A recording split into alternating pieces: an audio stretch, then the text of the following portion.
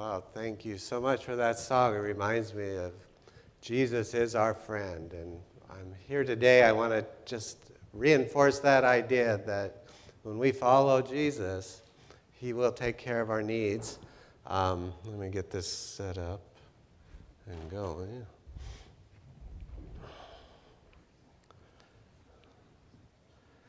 For those that don't know, my wife Lynette and I are members of this church for about a year and a half. No, maybe not. I'm not sure how long.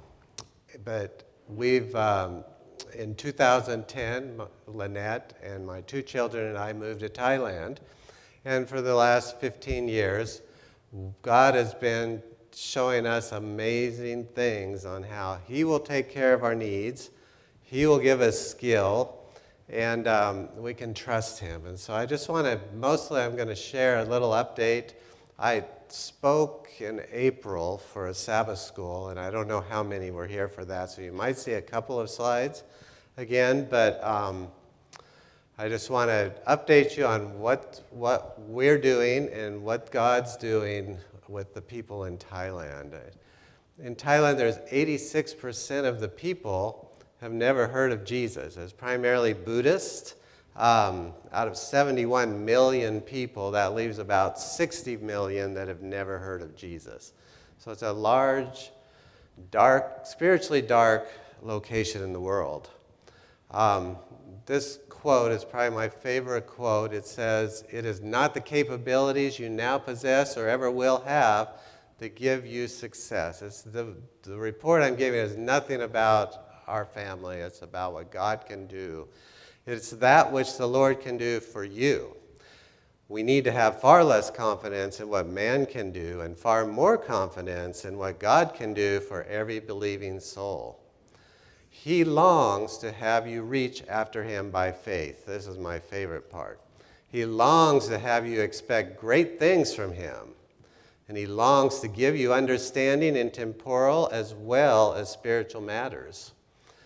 He can sharpen the intellect. He can give tact and skill. Put your talents into the work and ask God for wisdom, and it will be given you. And that's like my foundation as a cabinet builder and not feeling qualified to go into the mission field and spread the gospel.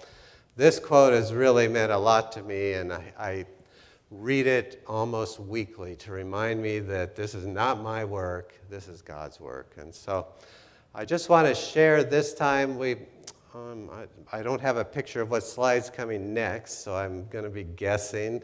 Thailand, the Southeast Asia division has divided Thailand into territories. And previously, the whole country of Thailand was under the Thailand mission. But it's such a overload of work that they've divided it into territories now. And it ends up that we're working in 3 of those territories. And I just want to share the people from each territory, I just want to introduce you to some of the people that are daily devising a way to reach souls for God's kingdom. We live in the Northern Territory, and we live with this family. It's Pastor Sudijad and his wife, Rock Ruthai. And his children are also a part of the program. We started a foundation called the Gospel in Good Health in 2018, and through that foundation, we've been teaching 10-day health programs called The Maker Heals. Well, just this last year, I think I reported last year that we were building a sanctuary. About the time you guys had the sanctuary here in Colville, we were still in the process of building. That big building in the middle there with the roof, that's what houses the full-scale model of the Mosaic Sanctuary. But, and we live on this property with this family. This group just finished a 10-day health program this probably last Sunday. And they're the first ones to go through the 10-day program.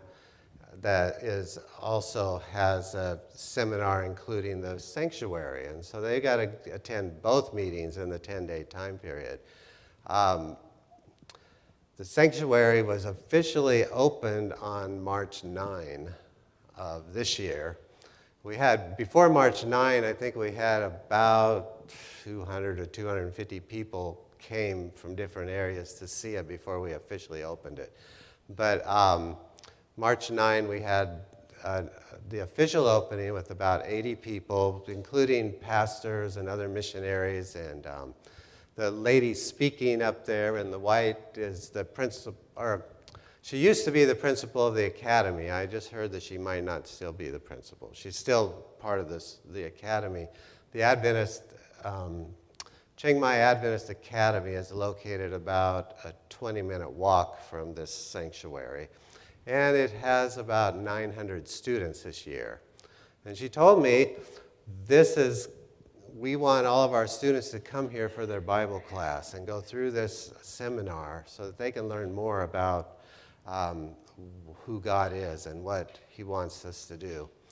And so I just have a couple of pictures of what it looks like. The furniture has a little Asian twist to it. It's a little different. The people that we have representing the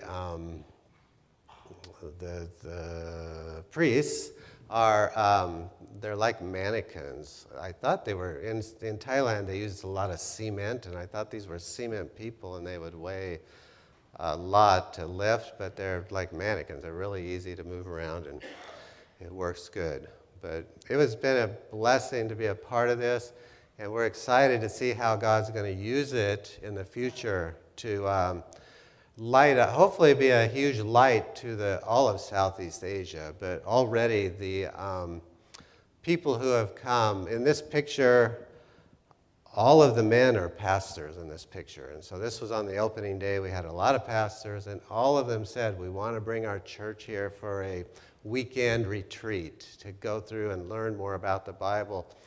We had several people tell us that this Mosaic Sanctuary Study Center has inspired them to go back to the Bible and study more about what God has planned for us is. And so I'm hopeful, and I'm thinking that God's going to use this to get people's attention. It's the biggest attraction in Thailand right now because people are not, in general, know anything about the sanctuary. Even the Adventist pastors don't normally talk about it. And so pretty much Pastor Pamor and Pastor Sudijet are the main two people that have been teaching this message for years and years. And so the pastors often ask them to come to their churches and present on this. So now I think that everyone's going to get a chance to learn. And we believe that we've had every Southeast Asian country come to our 10-day program. I think that they'll all come to see this too over time. And hopefully they'll be able to take back some kind of materials in their own language that they can begin to talk about it in their countries also. This wall is, this chart is a timeline of creation to the second coming.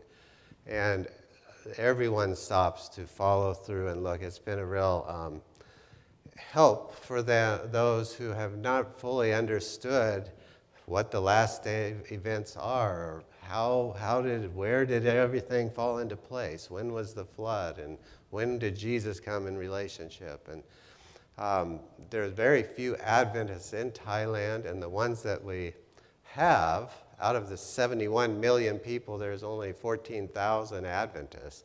And they're not very well trained in the Bible either. So this center will be an opportunity for more people to come and learn.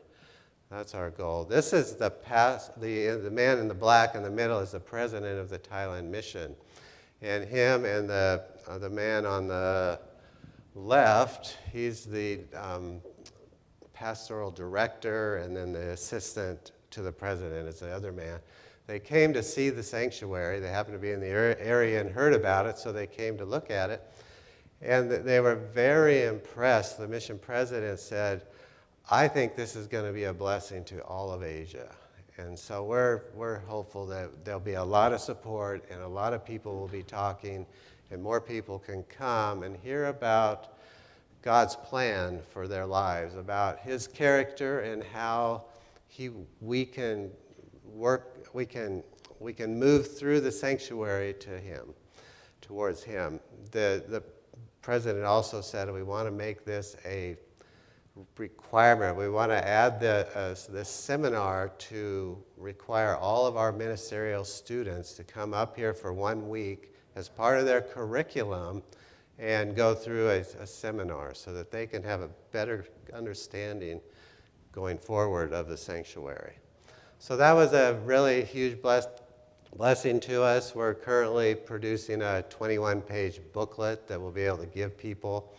We're starting with Thai, I forgot the third language, Chinese, and English. That's the one. And so we have those 3 languages that they're publishing the book in so that when visitors come, they can take something back to get a deeper study on the sanctuary. And the Western Territory, so that was in the Northern Territory, that's where we live. And if you go to the west of the country, that's along the Myanmar border, Burma is what we call it. But along that border is where we've focused most of our work since we've been in Thailand. And we've built quite a large team over there. And there's many programs. I'm going to show you one program. We have a Bible missionary training school. But all of these people are directors. Bile is the director of a dormitory that has 60 kids in it. I should mention that these pictures are a few years old, and I will be updating them, but there's 8 children short in these pictures. There's been a lot of children born since in the last 3 years. Now, Bile, he adopted 4 children in the last 2 years, and so his has grown extra fast. But all of these are workers. They've run programs. They've all been a part of our Bible school at one time or another. And their hearts are in the work. They wake up ready to serve and focused on eternity. They want the people there to have a deeper understanding of consecration and what it means to put God first in everything. And so I'm really honored to be able to support these workers. I feel like, why me? Why do I get to do all this fun stuff? And let's see what's coming next. So our Emerald Missionary Training Center is on the border. It started in 2013 because Pastor Pamor this was Pastor Pamor in the top corner and his wife. He came to me and he said, I want to start a school to train my people. And he's from the Karen people group. And so he felt like there wasn't really anyone in his people group that could carry on this work that God had started through him 50 years earlier. And he said, can you help me start a school? And then can you go fundraise and I'll teach? And he was already traveling 7 or 8 months of the year around the world fundraising to take care of his programs. He had 42 little bamboo schools. He had 220 teachers and 35 Bible workers, and he was covering the wages of about 300 people and 5,000 children supporting. And so he needed help, and I was just a cabinet builder. We went to Thailand with, I think we had $1,600 and one-way tickets. So I wasn't there to fund anything, to build a school or do anything. But God has ways of, even through that, helping to advance his work. And the way it worked for this was 6 months before Pastor Pamor asked me to help him, a man from Canada came to Thailand. We met him at the Adventist church in Chiang Mai. We brought him to our house. I found out that he was interested in carving, and so there's a whole bunch of carving villages just outside of Chiang Mai. I said, we can go check him out tomorrow if you like, and so he said, sure. And we spent about 5 hours just getting to know each other and looking at all these carvings from the local people. Well, he went back home. He said, put me on your mailing list. So at the time, we were putting out 1 letter a month. So 6 months later, he had received 6 emails from us. And then I put out a letter that said, we want to start a Bible school for the Karen people. He wrote me the next morning. I got an email from him. It said, I'm the president of Gospel Outreach Canada, and we want to be involved in your schools. And they ended up funding the first 5 years of the school, which was enough for us to get our feet on the ground and keep going. And so God doesn't need a lot of funding from you. He needs you to go forward and just start something. And he'll, through friendship, being friendly with people, God will use that to work in your behalf and for the behalf of his kingdom. So this year we have 56 students. It's the second year of a 2-year program. And these students, they study for 6 months, and then they go and they apprenticeship with other workers in different locations. Some will be teaching in schools. Some will be helping churches that are struggling. Others will work with some of our leadership. And they continue to get skills so that they can go out into new territories and start a new work in a place that hasn't heard the Adventist message. But last year, we did a program called Young Disciple Camp. I don't know where they got that name, but I guess somebody over there has heard of Young Disciple. But and we had around 400 people at this camp, and this group from Malaysia, it's some of our partners. In Malaysia, there's a ministry called ANAN, and they do training of medical missionaries. They have a health center, and it's very well established. And every year, 2 or 3 times a year, they send a group from there over to do a program with our students at our school.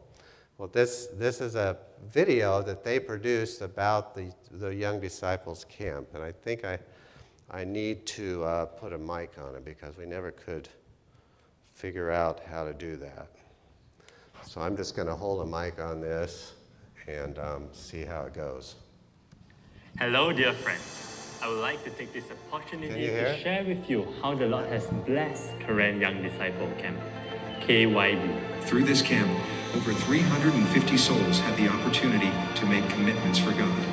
This led to 28 baptisms and inspired more than 250 individuals to dedicate their lives to becoming missionaries.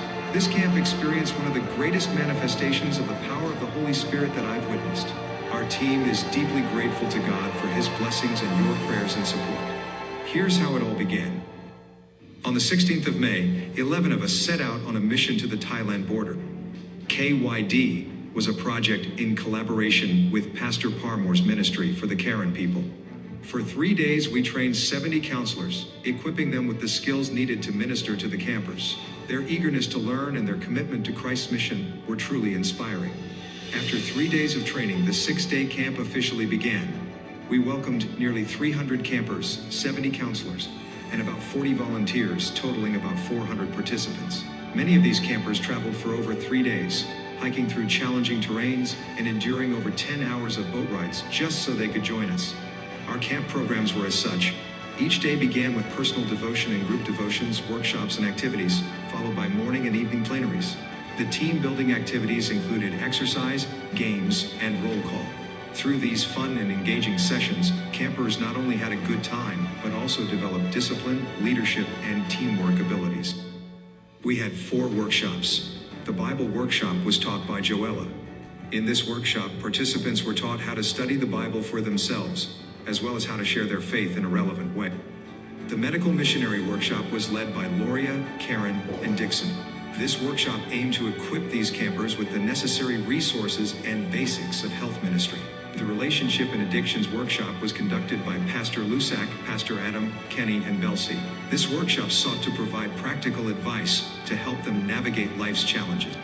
And last but not least, the English and Music workshop was facilitated by Amy, Kezia, and Iris. This workshop sought to help them improve their English and singing skills in a way that led them closer to Jesus.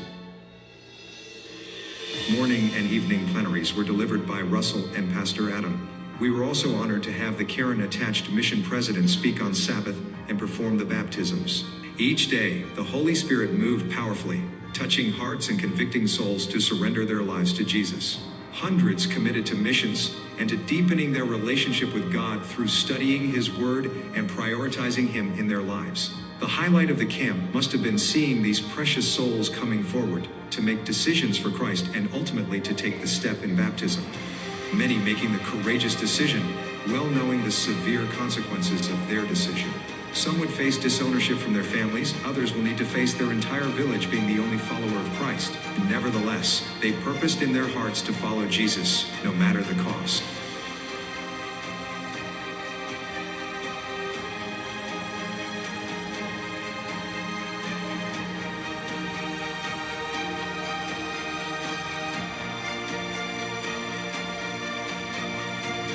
Your support made all of this possible.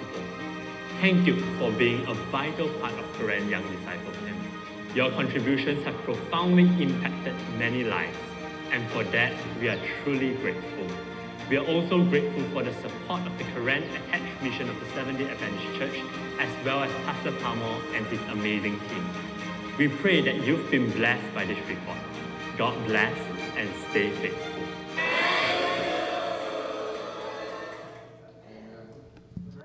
So this year, the program is going to be the first week of November. And we're hoping to have 700 kids, or 700 people, participants this year. And we'll see how God works that out. But it's the workers in the Karen people group are so committed to the work. There's an enthusiasm that you can't avoid. It just, when you see these people, they've been under persecution for over 70 years, and they're so willing to share and to help and to, when they hear about the gospel, they want to go. They want, how can I share this with my family? How can I share this with my community? And we say, come to our school and we'll teach you. And so this is how this school's been operating for several years. The last little territory I'm going to talk about is where the Young Minds Leadership Program is located, and that's in the Northeastern Territory. This year, when Lynette and I were there, we were visiting Pastor Soon Torn and his wife Sampong, the ones in the center, and they invited Pastor Kamsai and his wife, Dharani. And Pastor Kamsai is currently and his wife are their directors for the Global Missions Buddhist Study Center. And they kind of are they oversee all of Southeast Asia, trying to find ways to reach the people, to reach the Buddhist people with the gospel. And so we met. We had such a nice 2 days of meetings with them. And we're going to join them to help him to expand the gospel in the Isan territory. The Isan territory is the red area there. In that area, there's 24 Adventist churches, and 13 of those are in Ubon. Ubon is located down here, and this is where our primary focus of work has been for years. Now we want to help to reach all these other areas. And there's in this area, there's 500 church members out of a population of 23 million that live in this area. So there's only 14 pastors to minister to those 500 church members. So our center that we've been working on, has now been asked to be the training center for the territory. So we're currently finishing up 7 guest rooms. I didn't bring a picture of this, but the mission is building a larger church. Right now, the church that's on the property, it's this one down in the corner here. Holds about 60 to 80 people probably. They're going to keep that building, but they tore down a big house where the pastor's family lived because it was old and no one was living in it. They're going to build a new church for 400 people. And so it's going to be a large center like we have in Chiang Mai, where people will be coming monthly, hopefully, to learn. But the main purpose is to train more workers for the Isan territory. We want to, our ministry, pretty much, we equipped the called to reach the unreached. So we didn't know how we could reach the people in Thailand with our English language and make as big of an impact. And so this is why we work with the local people. It's because they know how to reach the people. They know how to live like the people. They know how to speak their language. And they understand how the Buddhist mind thinks and what converted them to Christianity, to Adventism. So they have a better testimony than I have. And so we decided as a ministry that we are going to support the local workers so that they can make the impact. And the Young Minds Leadership Program, we started in 2022, and it's been a huge entering wedge for getting into people's homes. As the kids come to the program, our workers go out into the community and they meet the parents, and most of the people in this area and the whole territory of Isan, the average income is $400 a year. And most of the homes, because of that, there's not much tourism, there's not a lot of money in this area, so the parents are going into Bangkok and working and sending money back to their parents and children to take care of their children. And so it's in the area, there's a lot of grandparents and children, and most of the middle age are out trying to earn a living. Well, this group, Luke Sorn is the lady. She is the director of the program. And her husband is one of the teachers, but he's more than a teacher. He's the driver for Pastor Soontorn in Sampong.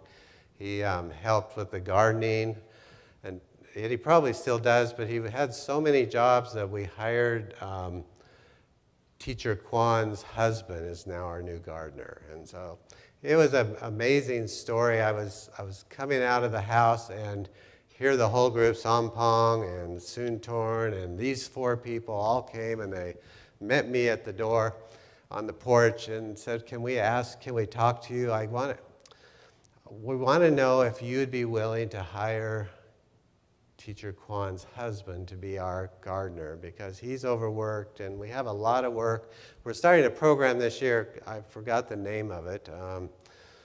I can't remember. It's an agricultural program that the dream of the local people there is that we'll be bringing busloads of people in to see how to grow organic gardening, how to do farming, how to raise fish, how to plant orchards, and how to take care of them. And so it's a way to bring even more people into the community. Sampong is already the local government's head of agriculture. And so she's already in the community doing agricultural programs for the government. And she already has a connection with around 400 people that she's friends with, and they know her well. And so it's another way that we can spread the gospel through this. And their focus is not making money. Their focus is spreading the gospel, although they are self-supporting to a certain degree. But So when I said, okay, I better go back. When I said, okay, I'll hire him, they all broke down crying. And I'm like, and it felt really nice that I had made such an impact, but it was really an emotional minute for me to realize that this was a huge ask for them. And after I said yes, they were just so happy. They said if you hadn't been able to do it, he was going to have to go to Bangkok and separate from his family and work. And it was just a blessing to be able to help to strengthen our program and help this family. But we have, this is part of them. I have 18 children who are either orphans or fatherless that we send $15 to every month. And when you say 15 times 12 is $180, that's almost half of what the average person makes in the whole territory, and so per year. So it's a big help. For us, it's $15. It's not that much. We can all find $15 usually. But these are some of the kids that are in that program. I just got this picture 2 days ago. They set up a trampoline, and Luke Soren told me that the trampoline has been a great way to bring the children closer together while giving them a chance to relax and have fun before and after learning. So before class they come, and then they stay after. And it's good. It's building strong community from the younger age. As they grow up, they're learning how to serve their community. They pick up trash in the community. They hold programs and invite parents. This group, I don't know what my next picture is. This group, in the last year, Sampong told me that their team has had 24 baptisms last year. And they have 4 ready for they have 4 of the parents from the school that are preparing, and they'll probably be baptized this year. And so we see this program as a valuable way to reach the people, and we're constantly trying to expand it. This year we added music and something else. I might have a picture of it. But music was the main thing that we added to piano, and then they also are teaching guitar. And that's really got the children's interest also. And several kids are coming to have lessons and learn. And it's preparing them. The vision for this is that we need some people who can take care of the music in church. And in the meetings, there's not a lot of people who want to do that. So if we can train the young ones and raise them up, then they can help when we need them most. This girl in the front, this one, she knew when Lynette and I visited, we were walking through the village and Luke Soren was announcing that we're going to have a meeting, and her and her friend saw that, there's Americans here. They must have good English. Let's go to this English class. And so they came for the first time. Well, she kept going. Her friend isn't coming very often, but once in a while. And but she keeps coming. She doesn't have parents. She lives with her auntie. Well, she 2 aunts. I think I have a picture. I don't have a picture yet, but they're, along with the music, they're learning. They do special musics, and they're getting used to being part of the church service. But we go and we visit. The biggest, what would it be? The biggest factor to winning souls is to go and visit them. When we go out, we get the connection through the children. We find out their background. We go and we meet with their parents, and we pray with them. We bring them food. Sampong, in our agricultural program, they have 3 large rice fields. And so one rice field takes care of their family needs. The other 2 are used to distribute to the poor throughout the year. And so it gives us a way to just take a bag of rice and give it to the people, and they're willing to sit and listen and talk and get to know you. And that's the way they've been working for their whole, that's the way Sampong and Pastor Soon Torn work. This is the girl that was playing the guitar, and this is her aunt's house. She actually lives, this is the auntie's house. I think she lives in the house over here. This lady with the baby live in this room, and this is the aunt, and this is the girl. And that's the friend who doesn't come very often. They live next door in this house, but the parents, I think they're dead. I don't know. And this is the way a lot of people live. You can kind of see there's this thing here is it's like a little restaurant. You can't really tell it's a restaurant, but she sells a little bit of food every day, and through that she's able to take care of their daily needs, but she also can buy a brick or two, and as they get enough materials, they'll do a little more on the house, and that's the way a lot of the people live there. We have a new program we started last year, or maybe it was 2 years ago. We've been doing about one house a year, but we want to make it do more this year. We have a program called Tiny Homes for the Poor. And through that program, we start with Adventists. We don't tell them that if they become an Adventist, they're going to get a home. We just let them, we just see the needs.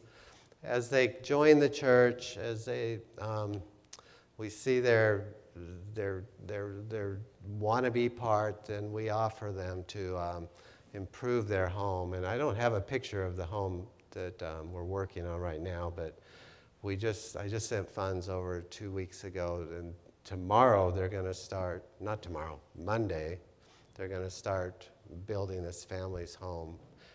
It was a stick house. It had some rusty corrugated siding. There were some tarps hanging on the walls. The roof had holes in it. And in a storm, the winds are blowing, and it's miserable. It's very difficult to live. And so our goal is we really exist to help them. We want to help the poor. We want them to know about Jesus. I believe he's coming soon. And we just need to put our focus up, raise our priority level for spreading the gospel to all the world. And I know that we have many chances in this community, and some of these ways of making friends and just going and visiting. Last Thursday, did anyone see the garage sale sign at Miller's shop or something that was on the main road? Anyway, I decided I'm just going to go see who they are. I don't know anyone here. And so I pulled in, and I ended up just sitting down and talking to him for 45 minutes. And it's just a way you make friends, and you don't know how God will use that. So take the time and don't be rushed, and God can do great things through us.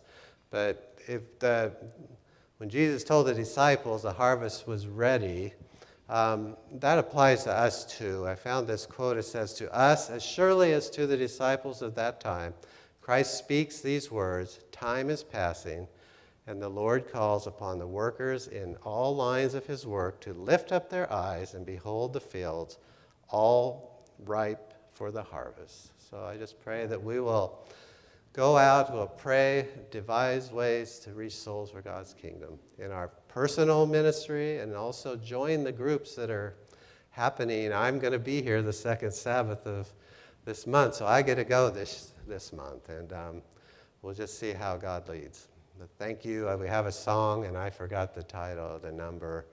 I don't even...